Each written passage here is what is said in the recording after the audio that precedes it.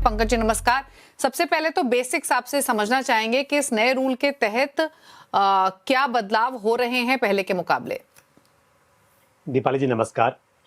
देखिए, जब ईटीएफ की यूनिट्स अलॉट होती हैं, जब कोई भी फंड हाउस ईटीएफ लॉन्च करता है या उनके पास जो भी ईटीएफ के यूनिट्स हैं उसके अगेंस्ट में फिजिकल गोल्ड, या अगर गोल्ड ईटीएफ है तो फिजिकल गोल्ड, सिल्वर ईटीएफ है तो फिजिकल रूप में सिल्वर बाय करना होगा जो कस्टोडियन के पास रखा जाता है। अब उस सिल्वर या गोल्ड की वैल्यूएशन कैसे करनी है, तो अभी तक क्या है कि लंदन बुलियन मार्केट एसोसिएशन का जो प्राइस है उससे डिटरमिन होता है उसका प्राइस। अब क्योंकि हम इंडिया में बाई कर रहे हैं तो इंडिया में जैसे लोकल एक्सचेंजेस हैं, एग्जांपल के लिए एमसीएक्स है, तो एमसीएक्स में भी गोल्ड ट्रेड होता है। तो क्योंकि अब हम गोल्ड को या सिल्वर को इंडिया में ईटीएफ में बाई कर रहे हैं तो उसका जो प्राइस है सेबी चाहती है वो लोकल मार्केट के साथ अलाइन हो। तो इसके लिए कहा गया है कि वो एमसीएक्स या जो भी इंडियन एक्सचेंजेस हैं उन पर जो प्राइस है उसके साथ में अलाइन हो, ना कि वो लंदन बुलियन मार्केट एसोसिएशन का जो प्राइस है उससे हो।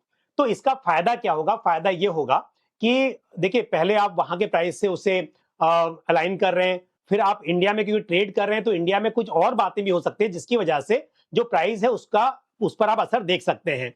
पर यहां पर उसका एक्चुअल जो है आपको असर नहीं दिखाई देगा क्योंकि वो इंडियन मार्केट से अलाइन नहीं है। तो अब क्या होगा, अगर आप इंडियन मार्केट से अलाइन करेंगे तो ट्रांसपेरेंसी होगी, आपकी जो एनएवी होगी ईटीएफ की वो काफी हद तक जो एमसीएक्स पर जिस तरह से ट्रेड हो रहा है इस प्राइस पर सोना या चांदी उसके साथ ही वो अलाइन रहेगा।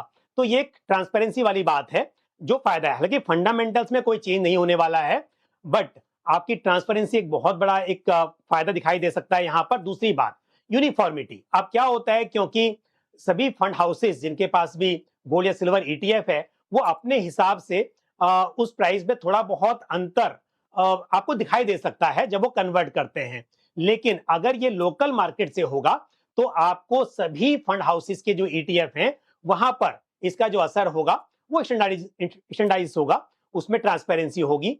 ये एक आपको दूसरा बदलाव देखने को मिलेगा। उसके अलावा दीपाली जी एक चीज और भी है यहाँ पर, अगर हम बात करें वॉलेटिलिटी की, अगर मार्केट में उतार चढ़ाव होता है तो अभी तक कैसे है, क्योंकि अगर आप एमसीएक्स पे देख रहे हैं कि प्राइस में काफी फ्लक्चुएशन है पर आपको उसका असर उतना ईटीएफ के एनएवी पे दिखने को शायद नहीं मिल रहा होगा। लेकिन अब यहां पर आपको वो सिमिलर फॉर्मेट में, सिमिलर वे में देखने को मिलेगा क्योंकि वो इंडिया में इंडियन एक्सचेंजेस में जो प्राइस चल रहा है उससे अलाइंड है।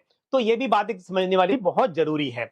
और इसका फर्क रिटर्न्स की बात करें तो रिटर्न्स पर असर दिखाई दे सकता है, क्योंकि अगर इंडिया में जिस हिसाब से प्राइस फ्लक्चुएट होगा और उसमें अगर जो भी प्राइस निकल कर आएगा उसका असर चाहे वो नेगेटिव हो या पॉजिटिव हो उस पर आपको देखने को मिल सकता है।